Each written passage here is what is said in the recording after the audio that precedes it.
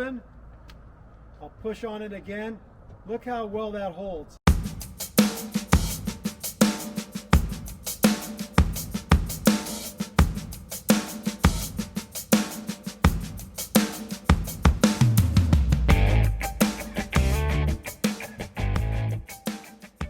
Welcome to Toyota Time with Timmy the Toolman and Sean. Today, what we're going to share with you is a very affordable, simple, and very satisfying repair you can do to your third generation Toyota 4Runner and many other models of Toyota and many other model and manufacturer of vehicles. That repair is fixing your door stoppers or door checkers. Everybody knows as your vehicle ages, you open the door, and if it's at a slight slant with gravity working against you, the door doesn't stay open. It closes on your leg, it closes on your arm, and it gets pretty frustrating. This repair replaces just a couple little plastic pieces that go into that mechanism, and then it renews the door stopper to where when you open it, it stays open and doesn't close on you. I learned about this repair from my buddy Jordan. He found an eBay seller from Mother Russia. They sell these kits for a lot of different vehicles so you can fix your door stoppers.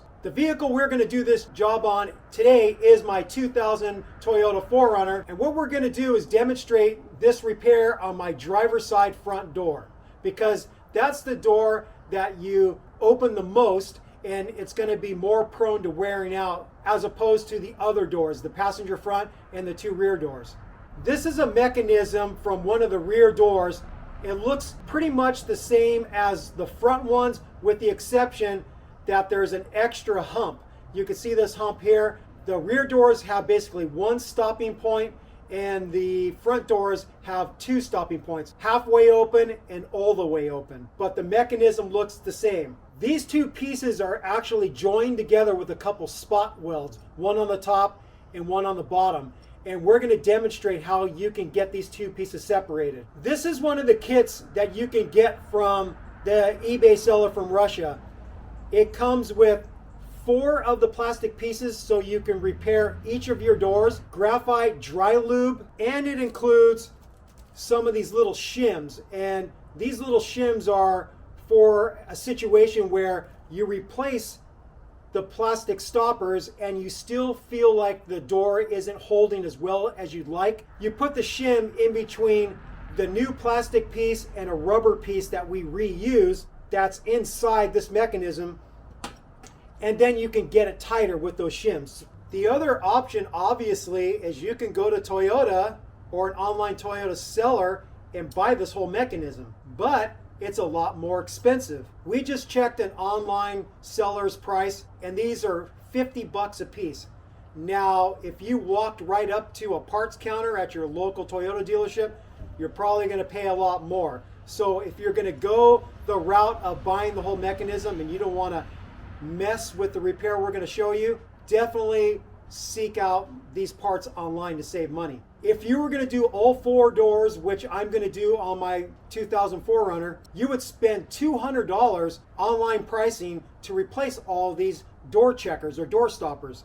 If you buy this kit from Mother Russia, you're only going to spend $27 and it fixes all 4 doors. So pretty big savings. Safe to say, this is going to be a very smart and affordable repair for you to do on your vehicle. When you get this package, it's all written in Russian, but luckily on that eBay page, they have some instructions with pictures in English. And it's not perfect English, but it's pretty darn good. So as research for this job, I looked at my buddy Jordan's build thread on toyota4runner.org in the 3rd gen section. His screen name is JZiggy. And then I looked online on the eBay seller's page, so I knew what I exactly needed to do to accomplish this repair. Some other optional things you might want to get in preparation if you're one of those people that like to go to pick and pulls and grab spare parts is these clips that attach the door panels to the door. They're known to break, so if you go to a pick and pull and pull apart a door panel, you can grab some of these clips. You can buy them from Toyota. They're not too expensive, but they're a lot more affordable if you grab them out of pick and pull. With all that said, let's get out to the vehicle and let's start doing this job. Here's a demonstration of what we're fixing with this repair. We're in my driveway. We're at a slight slant going downhill this way. You open the door, and maybe you're standing here doing something, and it's doing this. And you push it open, and it closes on you again. Or maybe you're sitting here trying to get your shoes on, or whatever you're doing, and the damn thing doesn't stay open for you. This is what we're fixing. Now let me show you a door that we've already repaired, and you're going to see the difference. The truck hasn't moved. It's still in the same position in my driveway at a slant going this way. And check this out. Stays in place. It even stays in place on the first spot too, partially open. I even push on a little bit and I can't even get it to close. You'll notice that it takes a little bit more force to open and close, but that's no big deal. You now have a door that's going to stay open for you when you open it up.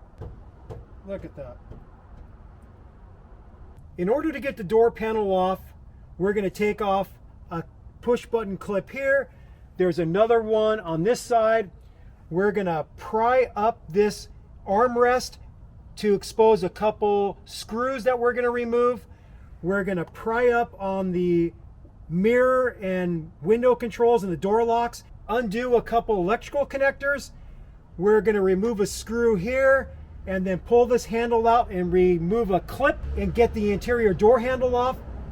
Finally, we're going to get in with a plastic trim removal tool, and we're going to be popping free clips basically from about this level all the way around the bottom and up to about halfway up this side. And then you'll be able to lift the door panel up and off and get it out of your way. These clips are a push button style clip. You push the center, it pops, and then get behind it and pry it out. This is just a little plastic spudger tool that we'll link in the video description.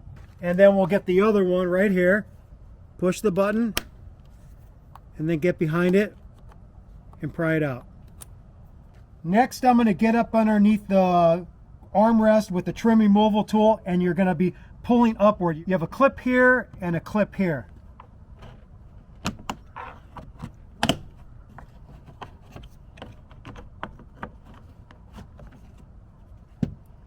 There we go. You can see the two metal clips here, and they go in these two holes right here and right here. I'm going to grab a JIS screwdriver and I'm going to remove these two screws.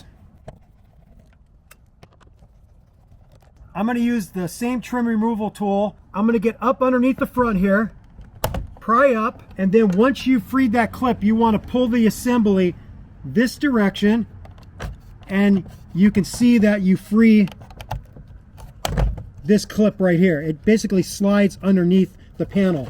And then you pull this up, and then you get 3 electrical connectors. I lied, there's 3, not 2. You got one here for the mirror controls. You've got a couple here that are going to power the door locks and the windows. And the push buttons are right here. So if you flip it over this way, there's one, and then this one, okay, the push button's right here. This one I've learned from previous experience. It's a little hard to get this one out. This one fights you a little bit. One trick I learned for this connector is you push the button right here with your finger or your thumb, and then you get a tiny little flat blade screwdriver and you get it in between the female and male connector, and then you just pry, and you could start freeing it. Pry a little bit on one side, pry a little on the other side, and you could start getting it out. Looks like I got it out enough where I can pull it out now. Maybe not. I'm going to use another screwdriver a little bit bigger to pry it back further. There we go. Now it's out. We're going to remove another screw here. It's a JIS or a Phillips, if you want to call it. It's a small one. And then you have to pull towards the inside. You have to pull this way a little bit because there's a few hooked plastic connectors that have to go this way in order to pull it out this way. So pull back and then pull it out, and then you're going to expose a clip. And you could see that clip right here. It's white. I'm going to get behind it with a flat blade screwdriver, and I have to pry the plastic clip that captures the rod towards me. There we go. Once it's free, all you got to do now is with the same screwdriver, push down on the rod and you'll free it. The tip of the rod slides into here, and then this rotates and captures the rod, and that's how it works. Now we're going to break the clips free that hold the panel to the door. I found it's easier to start on the inside because there's already a nice gap right here. And if you pry a little bit on the door, you can kind of feel where the clips are, and then just try to go gently because you might end up breaking some of the plastic clips. There we go.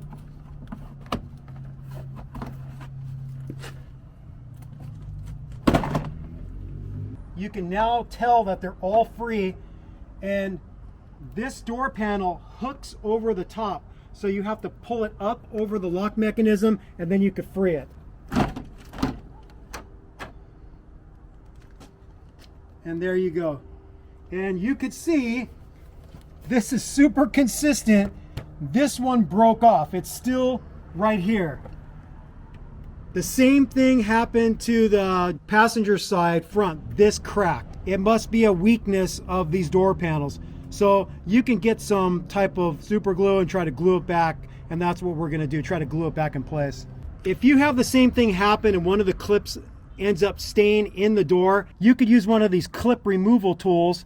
You could see how it's meant to pry. You get it behind there and then just kind of wiggle it, and then you could get the sucker out. Whoop, and drop it. This is the door check or door stop mechanism we need to remove. There's a few things we have to do. We have to remove this plastic cover. It comes out towards you to expose a 10mm bolt. And then on the door itself, we have to remove this speaker. I'm using a trim removal tool in order to try to pry this plastic cover off. This might fight you like it's fighting me. I'm trying to do it with just my hands here now. You can see how it works. It slides right here, so this pin slides right into here, so it just comes off towards you. You have to work at it a little bit, but maybe just getting your fingers in there and prying towards you is the best bet. Forget about the trim removal tool. There's a plastic cover that goes on the door side that you want to clear out too. Just use your tool of choice. I'm using a trim removal tool, and you can pop it free. And then this thing separates. You can pull it apart, go towards the back, and then clear it, so you can see how it works. The first thing I'm going to do to remove the speaker is undo the two electrical connectors. This white one, the tab is pointing towards the bottom. You push up and then pry out. There we go. And then this one is pointing upwards. You push in and then pull up on the connector. You have 5 screws, 1, 2, 3, and 2 on the bottom. I'm going to use my JIS screwdriver.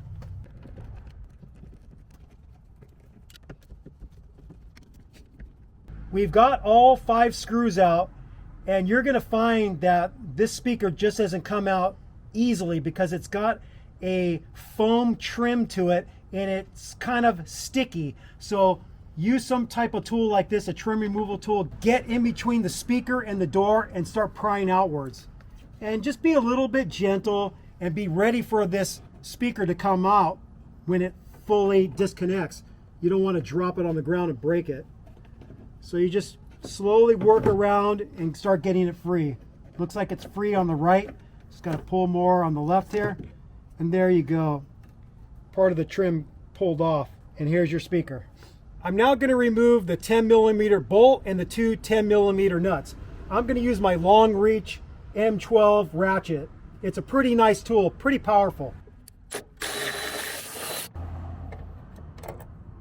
You don't have to worry about doing anything with the door. The hinge is going to stop it from opening up too much. So you could just leave it like this. Now I'm just going to use a deep 10mm socket without the extension to get the 2 10mm nuts.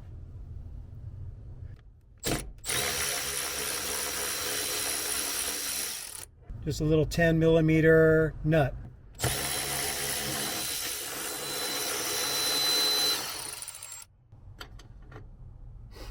Now that you have all the fasteners off, you want to bring it towards the inside.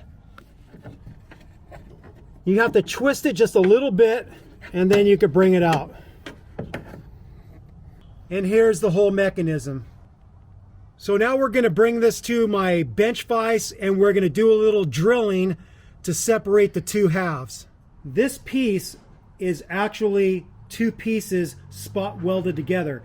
You have the silver piece, which is facing you, and then you have the gold piece. And it's held together with two spot welds on opposing corners. One here and one on the bottom left. What the instructions that the eBay seller gives is you drill out the spot welds in order to separate the two halves. We decided to do an increasing progression all the way up to 13/64. So we started with an 1/8 inch, went to 9/64, then 5/32, then 11/64, 5/16, and finally 13/64. When we were doing the first side, we broke our 1/8 inch drill bit, so now we're going to be starting at 9/64. And what you'll notice when you're doing this job, there's a nice little divot on this side, so we suggest drilling from this side, not from the gold side. Just a little safety message. Use some eye protection when you're drilling so you don't get a metal bit in your eye and ruin your day. Another thing I forgot to mention is the directions show drilling through both halves. But what we found is we can just drill through the silver part and not through the gold, and it works.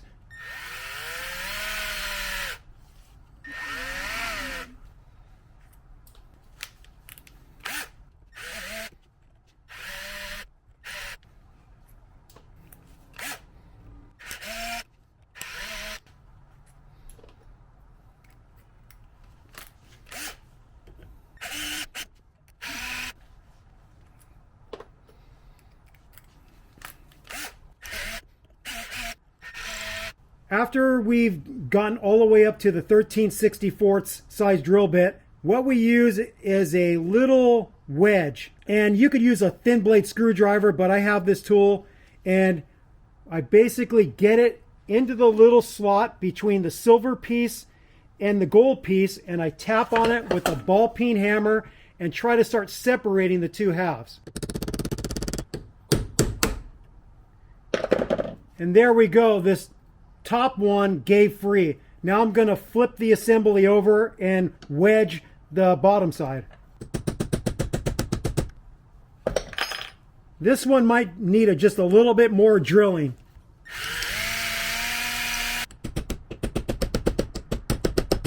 There we go.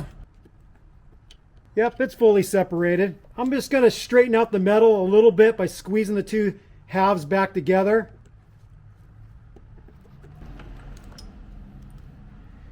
And now you can see that the two parts are separated. So you can see we drilled all the way through the silver part, but we didn't quite drill through the gold part. Would it be a big deal if you drilled through the gold part too? Probably not, but we just wanted to save some of the integrity of the metal since we knew we could. So that's why instead of drilling all the way through, we decided to drill only through the silver part and then take a little wedge tool to pry them apart. In order to make it easier for you to get the parts out on either side of this rod, if you pushed it to this spot right here, you'll be able to wedge them out easier. So you just go right there, and then you get a flat blade screwdriver and you want to pry these pieces out. There's 2 pieces per side. This piece right here is a part that you reuse. It's basically a rubber block. And then the piece that we're going to replace is right here. It's a plastic piece.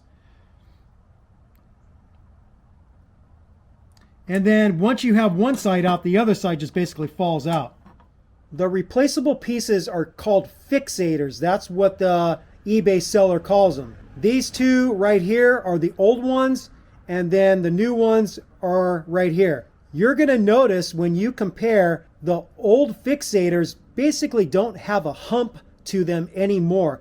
The pronounced hump in these fixators is what allows the door to stay open. So it pulls past one of the humps on the rod, and then it settles into these valleys, and that's what allows the door to stay open without closing on you. By replacing the fixators with the nice new pronounced hump, that's how the repair works. You're basically adding a hump back to the fixator because the old ones wore out. The directions next say you need to clean up all the parts. We're going to clean up the parts with some brake cleaner. You want to clean up the rod and maybe the metal parts too, but the main thing is you want to clean up the rod because you are going to be applying a graphite dry lube to the surface of the rod and the surface of the new fixators, and that's going to help with the function of the door checkers or door stoppers.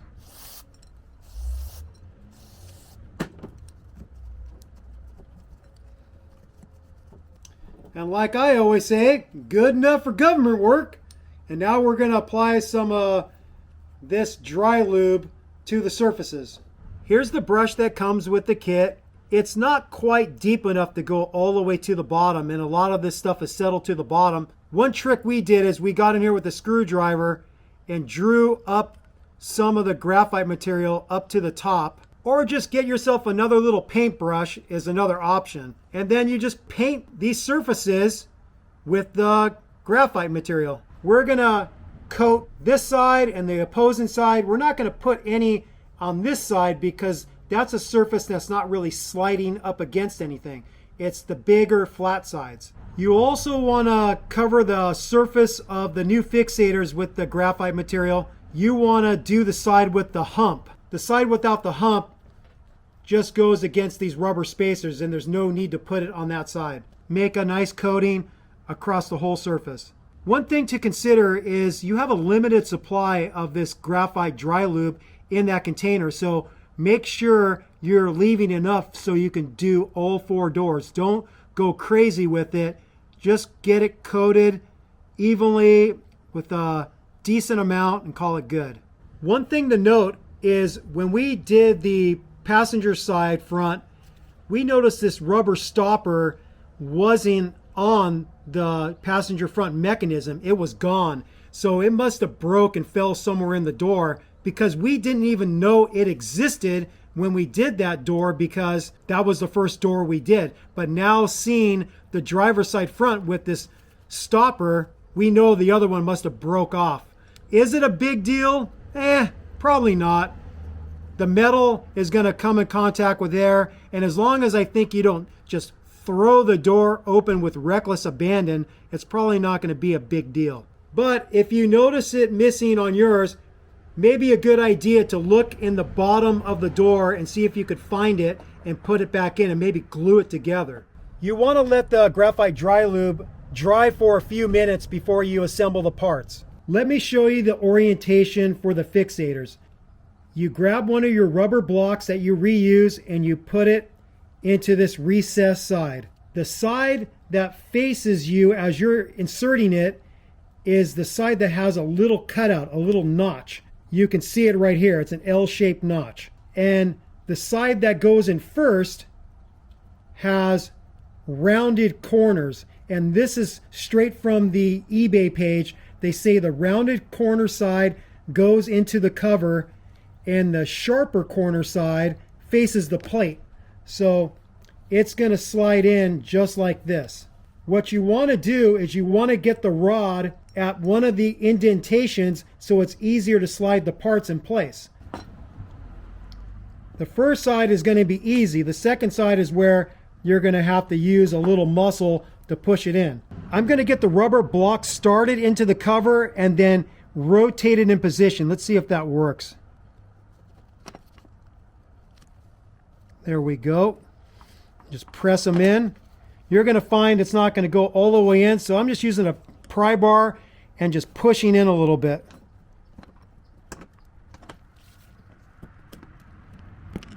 And I think that's fully seated. This is pretty much it. You've done the repair. Now you just have to reinstall it in your door. We're going to go ahead and keep the rod in this position. On the other door, we tried to push it to the fully open position, and it was kind of hard, and we just did it like this. So you come in from the inside and go through the hole.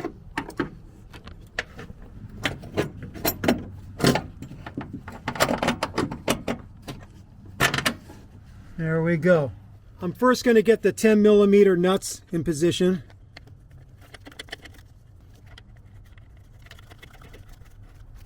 I'm just going to get those hand tight. Now what I have to do is close the door a little bit in order to get this 10mm bolt into the hole.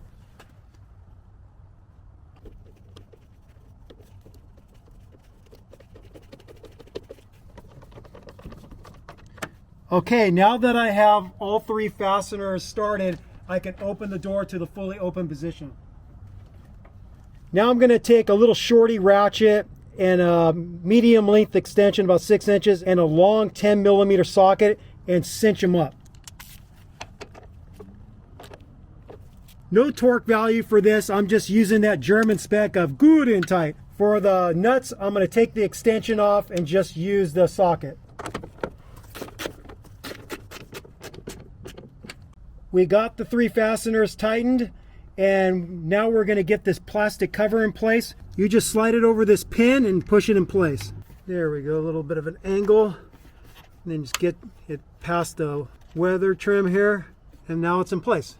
The next thing we're going to get in place is this plastic cover, and it can only go on one way because you can see the holes for the studs of the mechanism are offset.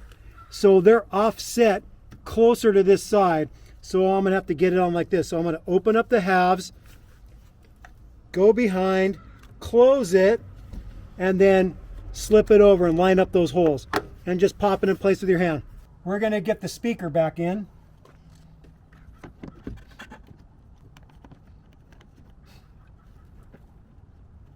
We got all 5 screws tight. Now we're going to plug in the electrical connectors again, and you can't mix this up because they're color coded and they're different sizes.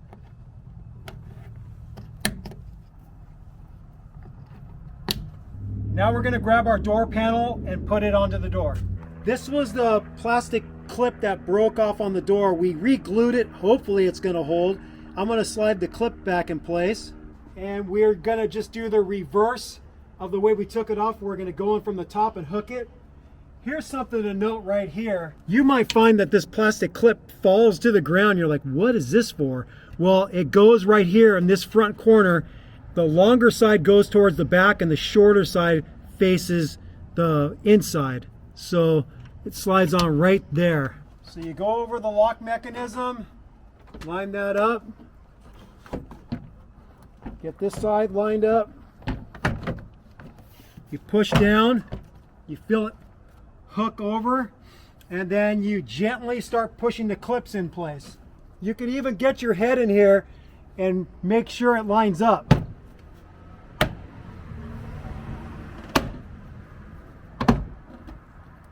One thing good to mention, because it just happened to me, is you want to make sure all these plugs are clear when you're pushing the clips in. This clip was stuck between the panel and the door, and so now I can push all the clips in. So make sure these 3 are free. I think it broke again. Yep, it broke. The glue didn't hold. Oh well. Yeah, super glue maybe is not the best glue. Maybe get a glue that's specific to plastic applications. So I'm gonna have to deal with this another day. So we're gonna get our screws in here. We're gonna pop this back over, snap it in place. We're going to get our electrical connectors back connected. We're going to get this side in first, get this tab underneath here, slide it back, and then push down, snap it in position. We're now going to get the interior door handle reconnected. What I do is I get a pick tool, I hook the rod, and I slide it through the hole. It's in there. I'm just going to push up on the rod, make sure it's fully seated. You could do this with a screwdriver or the same pick tool and just push the rod in place. You feel it snap?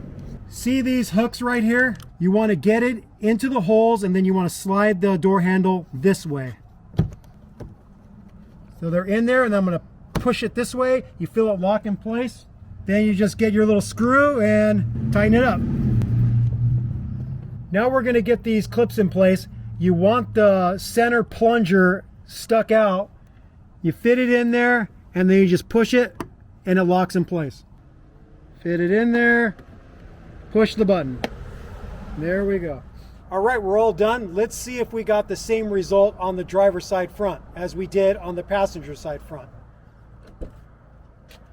There's the first stop.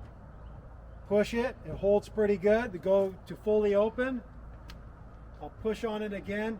Look how well that holds. I actually have to push it pretty hard to get it to go past the first part. So it was a success. This door is now going to stay open for me even when I'm at a slant. It's not going to close on my shoulder or my leg or any other body part that's in the way of the door. All right, so we're all done with this job. As you witnessed, it's pretty darn easy to accomplish. Just get the door panel off, get this mechanism out, drill it out so you could separate the two halves, pry out the old pieces, lubricate it, put in the new fixators, and get it back on the door, get your door panel back on, and then enjoy the great repair you just did. That was easy and affordable. We would like to thank Jordan for doing the research for this. We owe it to him because we wouldn't have even known that you can get these affordable kits to fix your door checkers or door stoppers. With all that said, we thank you for watching Toilet Time with Timmy the Toolman and Sean. Thank you for watching. Thank you for subscribing. If you have any questions or comments, do that below. Take care. Bye-bye. Sick mods and affordable repairs. Peace out and bye-bye.